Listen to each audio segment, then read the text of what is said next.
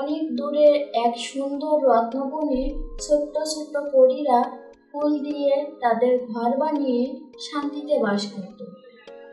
এক সুন্দর সকালে ছোট্ট পরী আলিশার জন্ম হয়।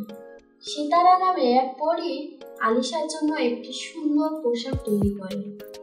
রানী পরী আলিশাকে তার জাদুকরী শক্তি দেওয়ার জন্য একটি অনুষ্ঠানের আয়োজন করে, কিন্তু শক্তি দেওয়ার সঙ্গে সঙ্গে আলিশা ছাই হয়ে যায়, তার ডানাগুলো ভেঙে যায়। মালহা পরী এসে আলিশাকে বলে যে উইলান্ডারদের রানী আজুরা তার সাহায্য করতে পারে। আলিশা একটি জাদুকরী বেলুন বানিয়ে উইল্যান্ডের পথে রওনা হয়।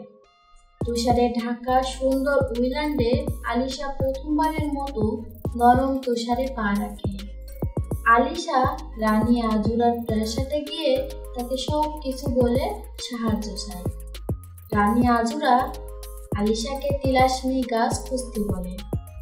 একটি হরিণ আলিশাকে গাছের কাছে পৌঁছে দেয়।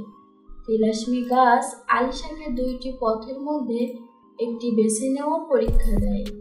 আলিশা নিজের ডানা ত্যাগ করে ফুল চাষের শক্তি লাভ করে এবং সমস্ত পরীরা তাকে অভিনন্দন জানায়।